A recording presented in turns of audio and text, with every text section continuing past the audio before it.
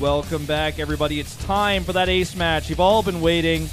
Had a long 10-minute break there. I know you all struggled through it as I did. Valdez with me as well. We sat waiting for this to happen. We were speculating on who we thought would win.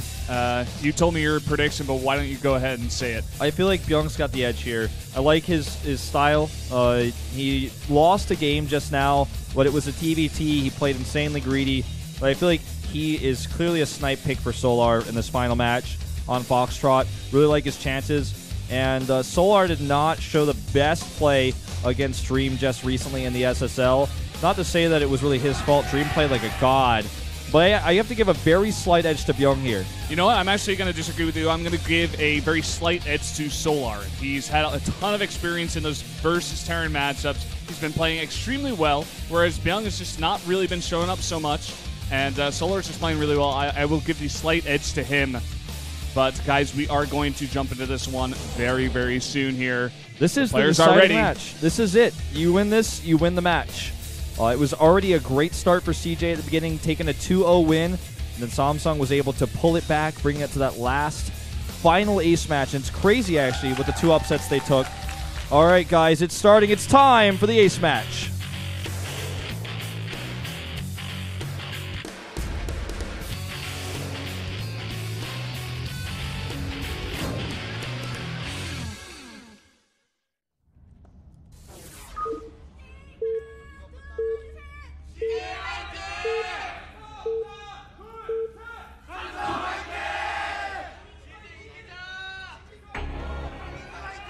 Down here in the bottom left, amidst fan screams, the red Terran of CJ Antis, it is Bbyong. And his opponent spawning cross spawns on Foxtrot across the map. In blue, it's Solar. I feel the very obvious, easy pick for Samsung as their ace player.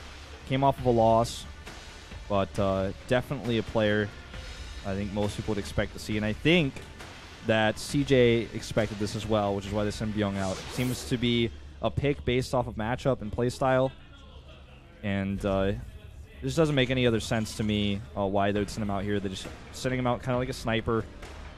Yeah. Seems to be a pretty reasonable, pretty fair pick here. I mean, otherwise, a lot of people would say, you know, even though Hero didn't look good, maybe give him another chance if he's feeling okay, but instead they send out Bbyong. It's obviously some kind of target pick. This isn't just like, oh, we trust Bbyong more over Hero. I would definitely put Hero in that spot in the ace match. He's done it so many times for CJ, but Bbyong is the one who comes out. Solar, kind of the, you know, the up-and-comer, one of the really strong players here for Samsung. He's been with the team for a very long time now, and definitely a good pick for for this ace match, I have to say. Yeah, and keep in mind, just going back to the Hero discussion a little bit, because I feel like that's the pick that most people might have been expecting going into this one.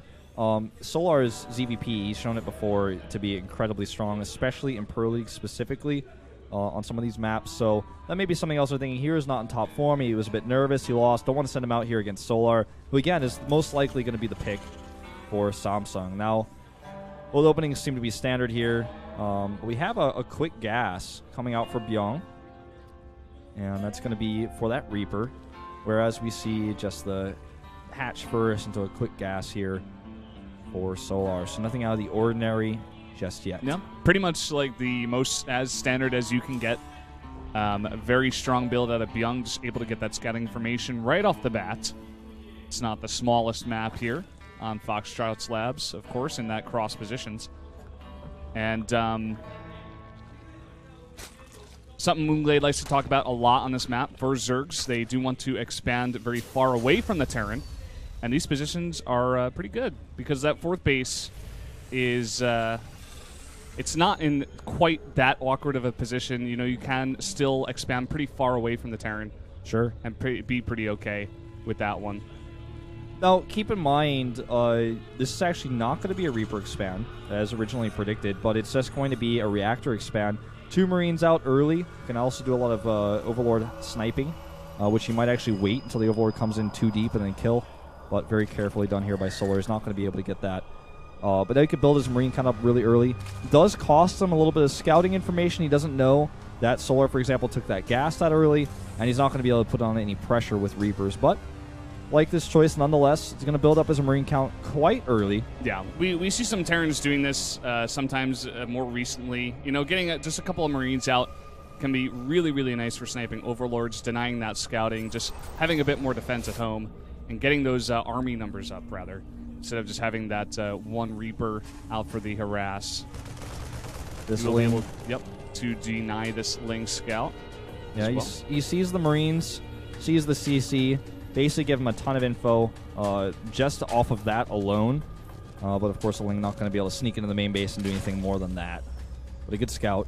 Quick armory here. It's time for some Hellbats. Very, very early on here. And he's going to be able to pressure a lot with Marine Hellbat just right up in the face of Solar. He's going to hit that third base hard and fast.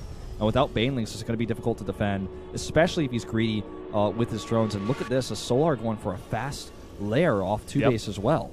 Again, another thing that Zergs are trying to mix it up here. Just go for that fast lair, get the mutas out very, very quickly. But again, this is kind of greedy. If Terran is able to go for a very strong push here with the Hellbats, if you don't have Roaches or Banelings, it is insanely hard to hold off. We do see that Roach, that safety Roach Warren is coming down, but he's going to have to identify this and get some Roaches out in order for the defense. Yep. Checking that third base right now is Bbyong and moving across, bringing the boys, actually. Not all of them, but quite a few of them. And they're going to be there for a ton of repair on those Hellbats. He's doing this without Medivacs, of course, so he needs something to heal those up. Roach Warren's still not done yet. He's getting the +1 melee attacks. Solar knows what's up, but he's going to actually be pretty hard-pressed to deal with this. So maybe a Spineclaw or two actually wouldn't be a bad choice. Hellbat's transformation is active, and here they come! This is so hard to defend without SCVs. There are so many SCVs in this mix. The Queens have to get back. He needs to get Roaches out right now. Oh, look at this. Gets a surround on the Queens as well. They're going to go down instantly here, and only 5 Roaches on the production tab. Some of them are about to spawn and die instantly, just as you guys can see here. Boom, that Roach gets one shot by this army. Larva's going down too, and he's actually going to lose this Roach Warren, it looks like. He needs to pull up his Roaches as best as possible. He's only on 2-base economy right now, and actually I guess you could say 1 base considering he's not mining from his natural. This Roach gets targeted down as well, and things are looking out of control bad here for Solar. Another Roach gets isolated and picked off for free. And the SCVs are continuing to repair. This looks like a lost game, Brendan. Exactly. He's just not able to get any damage down onto these Hellbats. They keep getting repaired. And he's up the ramp here into the main. These Roaches are trying to kite their heart out here. Some more popping out, but just that small ball of Marines with this mix of Hellbats is just so great here. He is starting to pick off some of these SCVs, He's actually migrating so well. It's so important to burst down the Hellbats before they can get repaired. So if you've got a large number of Roaches, you can actually pull it off. You know, that's something that can work out for you. He does pull the drones very deftly here away. Oh my God. And he actually will hold this push. He will hold this push. The natural, though, is still in tatters. He's going to lose his Roach Warren potentially here. He's lost a lot of Harvesters. He's up in Harvesters. Ooh, mis-targeting on this Evo Chamber there for a second. But the push has been held. The question is, does he have the ability to recover? Because he's stuck on 2 bases now with only a 7 Harvester lead against Mules and a Terran player who's not done just yet because he's going to try to do some actual regular Hellion harass here in the main, picking up a few more Harvesters. I feel like maybe too much damage has been done here. He's not done yet, like you were saying. He's trying to line up those drones. Not quite able to get too many kills here, just 2, but they're going to line up. He gets 2 more, 1 more shot. Oh, he's not able to get it, and it gets taken out right before that last final hit, and so many Roaches are still out here. This is his defense. He doesn't have a bunker. He has no bunker. He's got very few units. He's making a Banshee right now, and Cloak is on the way, but this is too many Roaches. He's going to try to hold at the top of the ramp. He's going to try to buy time. Don't forget, Roach Speed is on the way, so if he gets even a little bit of an edge here, it's going to be basically impossible to hold. No wall at the top of the ramp either. It's going to be Hellbats. That's all the wall he's going to have. Tough to engage here.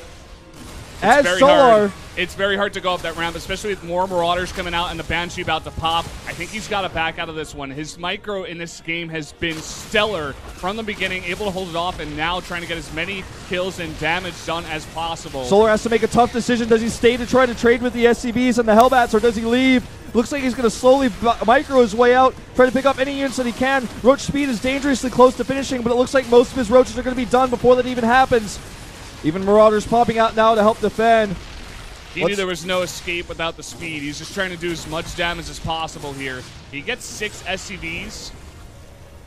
Yeah, let's talk about the worker counts right now. 49 to 40 in favor of Solar, but I mean, as a Terran player, especially with a Terran who's about to have triple mules, he's going to feel pretty comfortable in this situation. There's no third base for the Zerg. Roaches have speed, and he's going to have +1. He's making more Roaches right now because he knows he needs them. That he does. I feel like maybe his only hope is to try to get a second Roach push going. Meanwhile, back at home, Bbyong is going mech. He's switching into double factory production here. He's adding a few more Marauders again for safety, but he's going to go into mech after that once he's ready.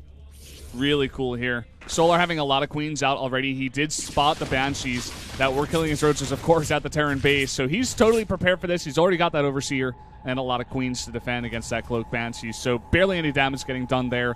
Just some extra damage done to the queens. Yeah, just a little bit. Bunker being set up here. Bbyong knows his weakness while he's trying to power up this mech is a big Roach timing. You know, if he doesn't have enough units out while he's slowly getting those factories powered up, while he's starting to get his Widow Mines out, his siege tanks eventually once he can afford those. Nidus Network on the way here. And with the +1 and all of these Roaches coming out here, you know, we got Bbyong. He's taking this third base. He's making bunkers at the front, but he may not be ready for a Nidus in the back. Spotting is everything.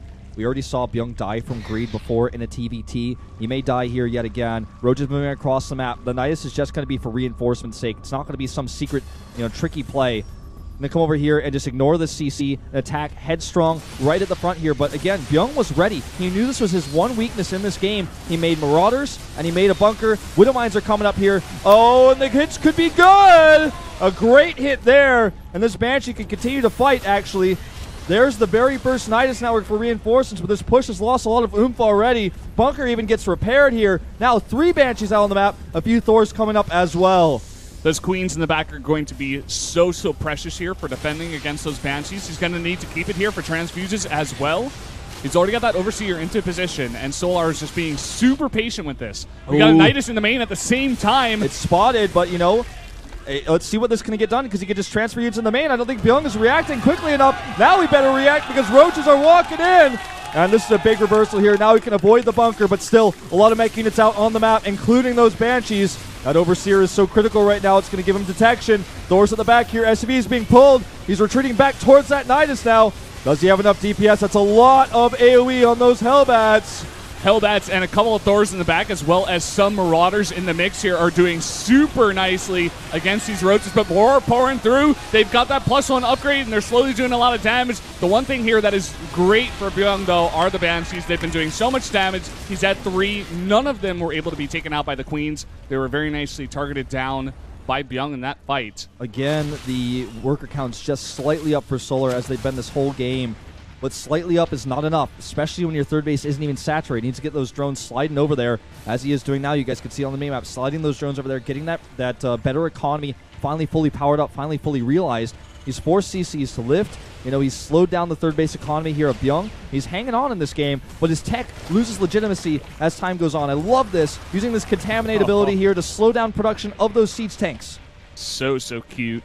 Just a little extra thing here, and it seems like Bbyong actually wants to put on the pressure. He knows that Solar, he's only on that Roach tech, whereas Bbyong, he's got a decent competition to go against that. He's got a couple of tanks in this mix, maybe even up to 3. He's got Banshees, 4 of them. He's gonna hit this. He's gonna hit this third base so hard right now. I don't know if Solar has enough to defend this. This is like a sledgehammer. He's only got Roaches. This is like a sledgehammer on a watermelon, this attack right here, man. I'm not sure he's going to be able to hold this. So many SCVs coming to repair as well. And with this Marauder support, even though the Marauders are unupgraded, it's just pure Roach. He's trying to make that Hydra switch, but it's a bit too slow. It's a bit too late. Trying to get that Thor, but a deft repair there. And if he targets it, he's going to lose way too much time, way too much DPS. He's already lost several of his Roaches. And production is the problem here. The third base can be landed at any moment here for Bbyong. He can get a ton of extra mining from that. And look at this. These Roaches are getting obliterated one by one as they try to run by. And the natural is now exposed. Marauders pushing their way through. Soon to have mech support. Evo Chamber goes down. If he loses that Roach Lord, that's going to be a lot of production lost as well. He's got a couple of sad Hydras in the back, but they are being focused down right away by these 4 Banshees, adding so much DPS into the mix, and it just looks like Solar does not have enough here to defend against what Bbyong has gotten him. Such a back-and-forth game here, but it looks like Bbyong is going to close this one out. Looks like it, man. Too much damage here. Not enough production for Solar. That's the biggest problem here. Manor Mule is dropped. Bbyong lost his TVT. He looks poised to take this series for CJ Entis, the favorite team here in this match. Hatchery is getting low now. Even the larva starting to take some damage. More and more siege tanks rallied across the map. Solar could not be happy with this game. He's trying to make a Swarm Host. He's trying to remake his Roach Warren. Just too little, too late. He tried to get Swarm Host, Hydras, everything, and hold his third base against a strong mech army. The Banshee's definitely the hero units here, and the bane of Solar's existence for his last DVT matches we've seen him play in this studio. GG. GG indeed. CJ Indus will take the match 3-2. Bbyong just had the correct response. He saw the roaches coming out in hordes, and he's like, okay, let's go mech, add the factories, get the tanks, the Thors, the Banshees. I will be able to kill this composition. He held it off. That attack, it didn't do that much damage, and he was just able to hold on and go for a counterattack. Bbyong, very nicely played there. Definitely a great snipe pick there for Solar. Really, really like that choice. Worked out for CJ. Things were looking great, but things also started to look a little bit scary. When that sort of comeback starts to happen, not only are you tied, but your opponent has momentum. Solar looks crushed. Definitely taking a ton of extra damage from that Marine. Hellbat timing attack with the SCV repair. Looks like he's about to cry. But this is just the first day of matches. Samsung with a great showing. And this is basically, in my opinion, the most ideal way we could have started off this season. What a back and forth match, man. 2 games going to one team, 2 games going to the other team. And both teams just showing off some of the potential players that we can have be stars in the future. A little bit disappointed with Heroes play, but Deer's looking good. You know, a lot of big stories already starting to begin. Looks like Stork coming in here to talk to Solar a little bit. Looks like Solar doesn't want to talk to anybody right now. I wouldn't expect any less from somebody losing a game like that. Stork actually even helping him put his equipment away. That's the kind of brotherly love here in this team. And I'm so glad Stork takes on a little bit more of a coaching role here. You know, I love Songtek. I'm actually really close with him, and I think he's a great coach as well. But Stork here, you know, obviously being really close to the players, being a player himself, and be able to come in the booth and saying, you know, I've lost like this, you know, countless times. I have that experience. So just seeing Bbyong having his excitement, being like, oh, God, I didn't even see the Nidus. Still defended it, got in the base at the last second. He's so happy. I feel like even though CJ wins, though, this is a win for Samsung. They show that they've got Deer is back.